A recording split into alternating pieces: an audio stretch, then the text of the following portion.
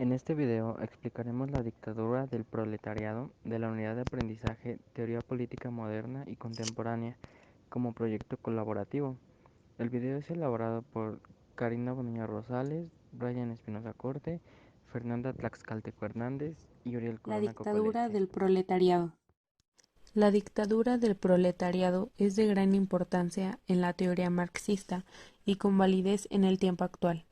Este concepto, que surge a partir del análisis materialista de Marx sobre la Comuna de París y de las aportaciones de autores subsiguientes, definieron el camino de las prácticas que realizaron los partidos que se dirigían a la fundación de una sociedad sin clases en una Europa a fines del siglo XIX y principios del siglo XX.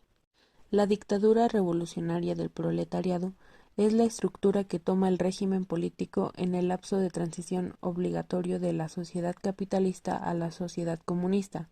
Abordar a este régimen de transición como una dictadura parte de las ideas de la lectura marxista del Estado burgués.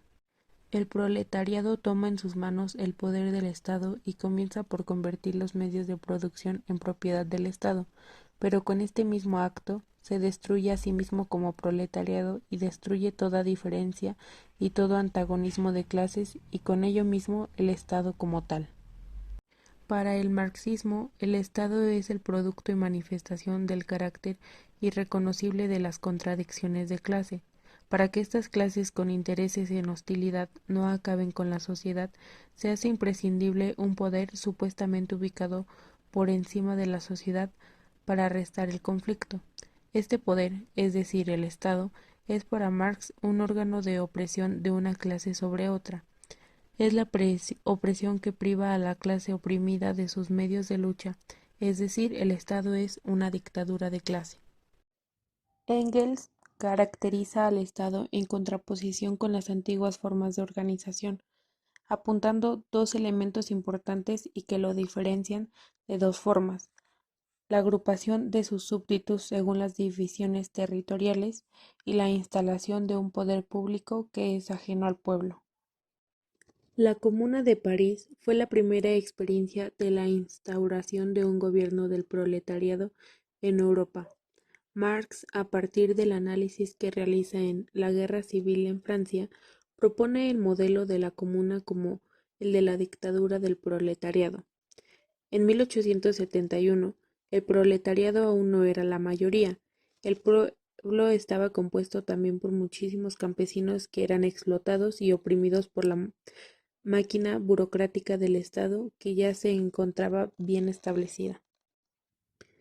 La Comuna, organizada como dictadura del proletariado, en su primer decreto suprime el ejército permanente para sustituirlo por el pueblo.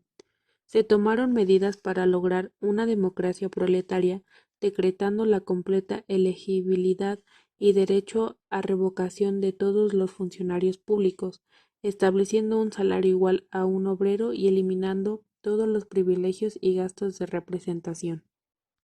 La dictadura del proletariado en Rusia.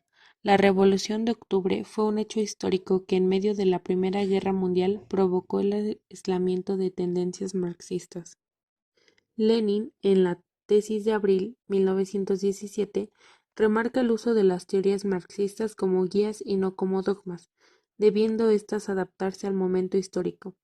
Haciendo un análisis de la situación peculiar de Rusia después de derrocar al zarismo, Lenin plantea que con la burguesía en el poder, la revolución burguesa La ya ha lacra del terminado. paro. Es, pues, evidente que la burguesía ya no es capaz de seguir desempeñando el papel de clase dominante de la sociedad, ni de imponer a ésta, como la ley reguladora, las condiciones de existencia de su clase.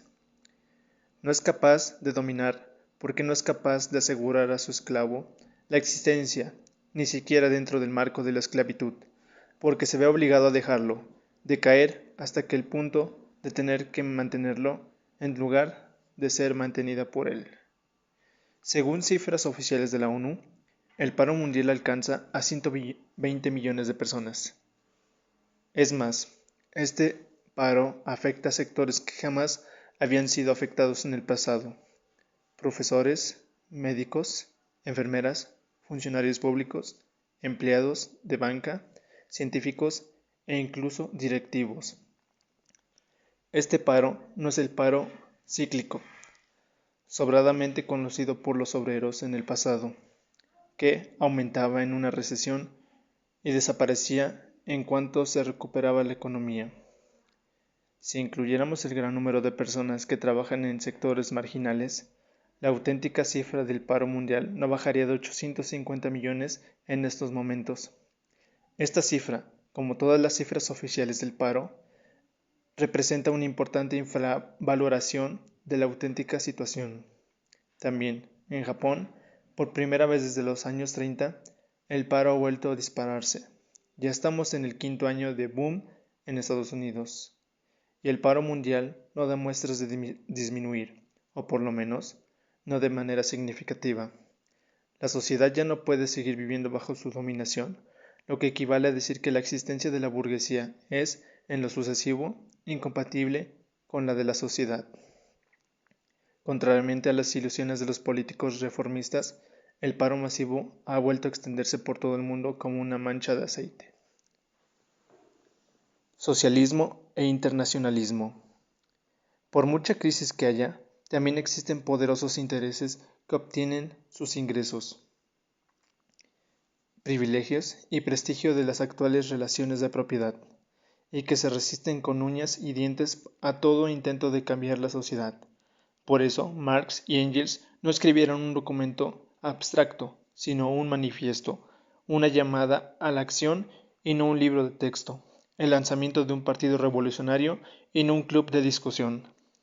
Todos los países de África, Asia y América Latina, que ganaron su independencia cuando el imperialismo perdió el control directo sobre ellos, ahora se ven nuevamente subordinados a sus viejos amos mediante el mecanismo del mercado mundial, que les ata de pies y manos. Esta es la época del mercado mundial, de la política mundial, de la cultura mundial, de la diplomacia mundial y también de la guerra mundial. La bancarrota del nacionalismo en general y de aquella monstruosa aberración del mal llamado socialismo en un solo país en particular quedó patente con el colapso del estalinismo e incluso antes, con la participación de las burocracias rusa y china en el mercado mundial. El tremendo desarrollo de las fuerzas productivas bajo el capitalismo no se puede contener dentro de los estrechos límites del Estado nacional, y por tanto, todas las potencias capitalistas e incluso las más grandes se ven obligadas a participar cada vez más en el mercado mundial. En la práctica fueron Marx y Engels quienes explicaron en el manifiesto cómo el capitalismo se desarrolla como un sistema mundial. En el momento actual, nadie puede negar la dominación aplastante de la economía mundial. La contradicción entre el enorme potencial de las fuerzas productivas y la agobiante camisa de fuerza del Estado Nacional se puso de manifiesto de una forma dramática en 1914 y en 1939. Esto es tan evidente que incluso lo reconocen científicos y expertos que nada tienen que ver con el socialismo, pero que están indignados por la pesadilla que vive 2/3 de la humanidad y preocupados por los efectos de la destrucción del medio ambiente. Surge el análisis científico de Marx y Engels, que explica cómo la creación del Estado Nacional, una de las conquistas históricamente progresistas de la burguesía, conduce inevitablemente a un sistema de comercio internacional.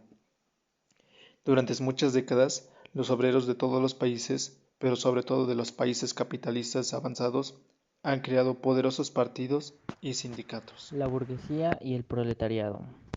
Para Marx y Engels, lo que hace posible el dinamismo de la historia es la lucha de clases sociales. Esto siempre ha sido una lucha interrumpida, a veces abierta y a veces oculta, pero algo que tienen en común es que siempre terminan en una transformación revolucionaria de la sociedad.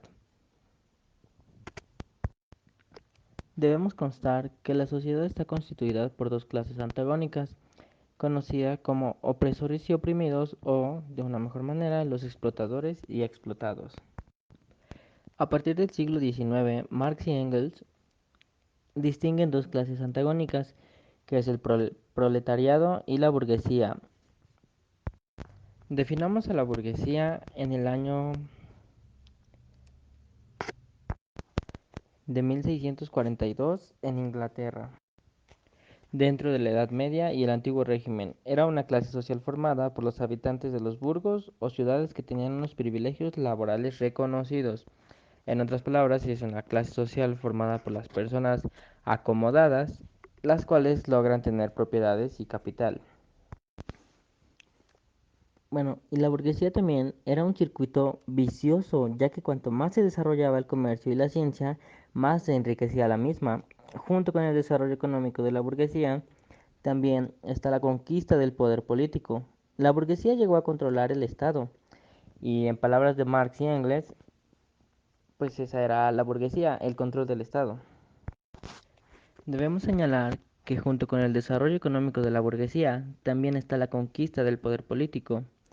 La burguesía llegó a controlar el Estado y, en lugar de una explotación velada por ilusiones religiosas y políticas, establecieron una explotación abierta, descarada, directa y brutal, que al fin y al cabo acababa adquiriendo cierto cosmopolito y buscaba expandirse para dar salida a sus productos y fomentar el consumo.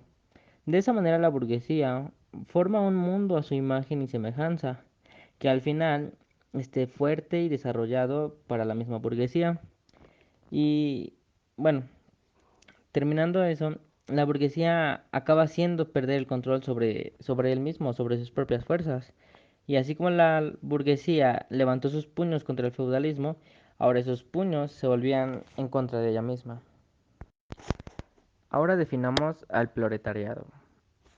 El proletariado es el término utilizado para designar a la clase social que en el modo de producción capitalista carece del mismo capital y control sobre los medios de producción y sobre todo en la distribución.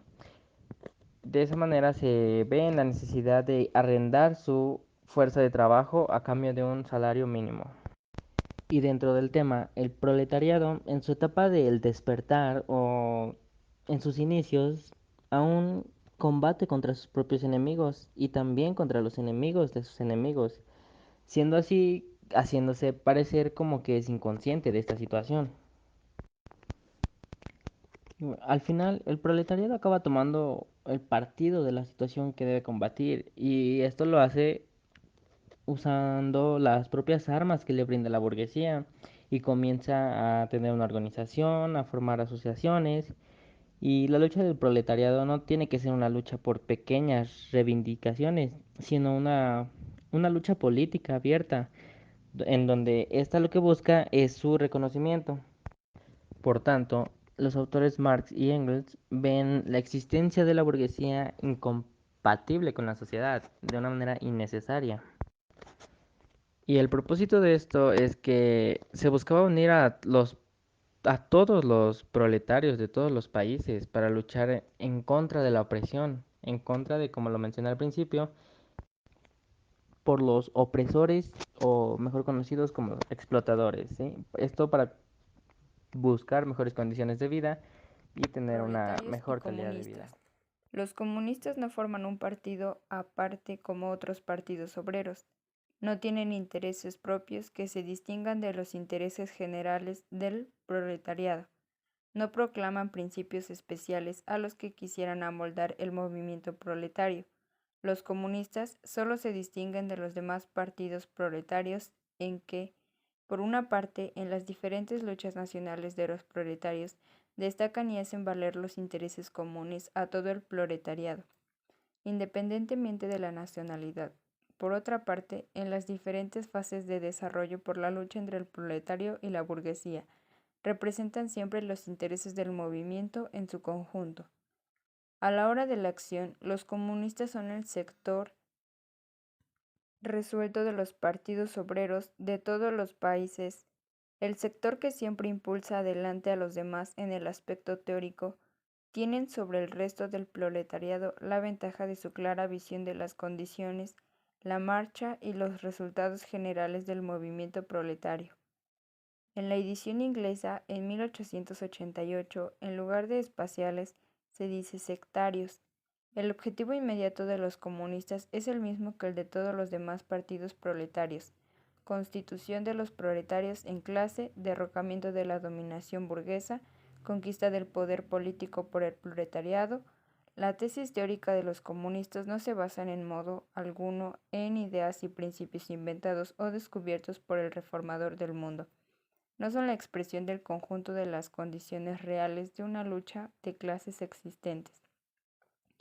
Un movimiento histórico que se está desarrollando ante nosotros. La abolición de las relaciones de propiedad existen desde antes, no es una característica propia del comunismo. Todas las relaciones de propiedad han sufrido constantes cambios históricos, continuas transformaciones históricas. La Revolución Francesa, por ejemplo, abolió la propiedad feudal en provecho de la propiedad burguesa. El rasgo distintivo del comunismo no es la abolición de la propiedad en general, sino la abolición de la propiedad burguesa.